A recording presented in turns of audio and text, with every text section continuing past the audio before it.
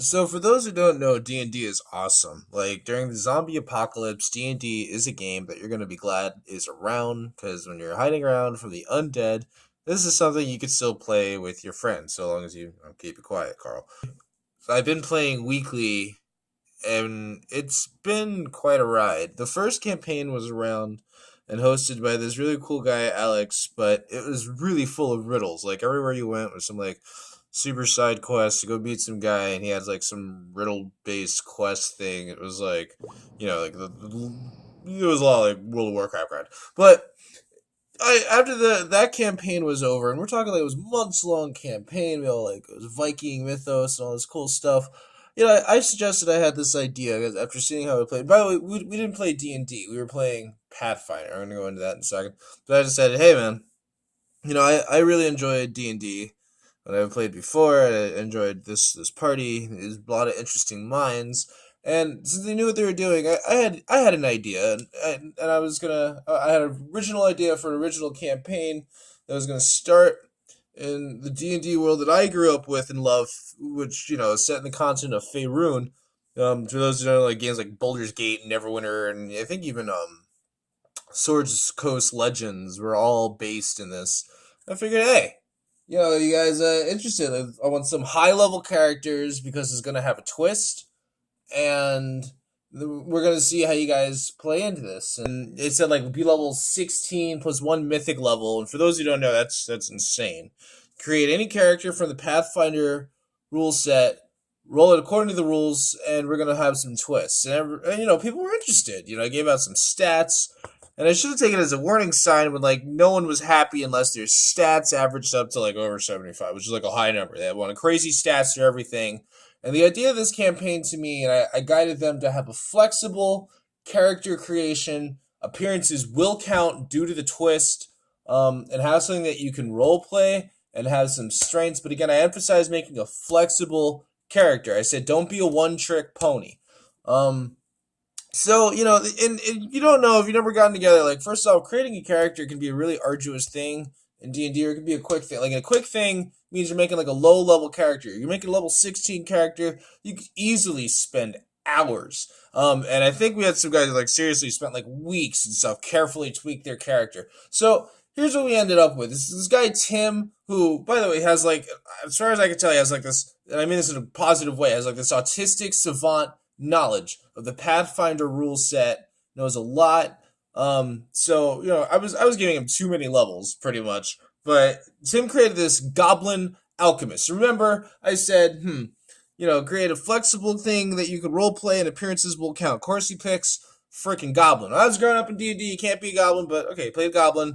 And alchemists get this like third hand ability, wanted like a weird metal plate shield instead of like a third hand from his chest. He wanted like a floating disc thing, and he also wanted like a bag of holding in his mouth. So and he also wanted to do this thing where alchemists, if they die, the alchemists want to do this thing where he can have a simulacrum of himself that he was controlling via remote location that he was using to controlling through his mouth. So basically, if he died, a clone of himself would come out through his mouth. That never got put into play. But like Tim wanted to use some crazy, weird alchemist broken thing. Should have taken a warning sign. Alright, then there was like Chris. Chris was like role playing a rogue. And it was a rogue. And I'm pretty sure Mike designed her character. Mike is her husband. Chris stands for Christina. And yeah, cool. Rogue is great. Actually, for this campaign, Rogue is very appropriate. You just gotta think on your toes. And she was thinking under Daggerblade. More on that. And then Mike wanted to play this druid. I noticed really quickly that Mike had a pattern of shapeshift. JJ decided she was gonna play a Samsaran, which if you don't know, Samsaran I think was like pretty much, it was unspoken, but the race of the main character in Planescape Torment, and that was really cool. I was all like, all right, cool. And Samsarans are like they have like bluish gray skin. Sorry, I'm drinking booze. They have bluish gray skin, and they kind of like look like dead, drowned bodies, but they're not like gross like that. And lots of reincarnation. Their blood like rejuvenates you. It becomes very clear that we're playing Pathfinder. stuff more than D&D. And for those who don't know, Pathfinder is meant to be reverse compatible with D&D 3rd edition, which is actually, I'm used to like 2nd and 3rd edition in the days that I played. And if in my opinion, Pathfinder is D&D with everything plus the kitchen sink thrown in. D&D had like, a few core classes that expanded and fleshed out, and some stuff happened with those classes. But D&D was always like a very common core mythos stuff. So like sorcerers and wizards, their abilities were kind of similar, and they were a distinct class, but they weren't the same class. They used the same magic because of magic rules. Whereas Pathfinder used, like, my favorite example has always been witches. Witches just get their powers from someone else. So there's someone else just like, their patron imbues them with these. I didn't like the witch description because, anyway. So anyway, JJ was the Samsaran time thief geokineticist. Kineticists are kind of cool, like this like elementalist class. You like manipulate elements with their mind.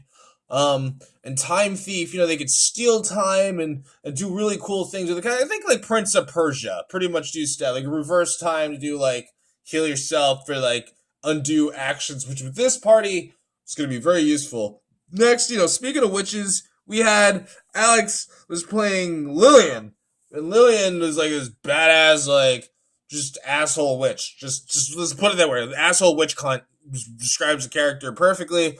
And Alex is very experienced in Pathfinder, and this will come into play later as well. And I think it's like, oh yeah, Odin. My cousin Odin played with. Yeah, his real name is Odin.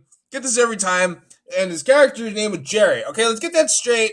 Real name Odin. That's the name his father gave him. His Godfather given name character Jerry. Jerry. Odin has played like Baldur's Gate 1. And that's his experience he's been with D&D, and that's fine. He's played like other weird tabletop games, and like he knew stuff like what an armor class represented. So I figured he'd get the hang of that.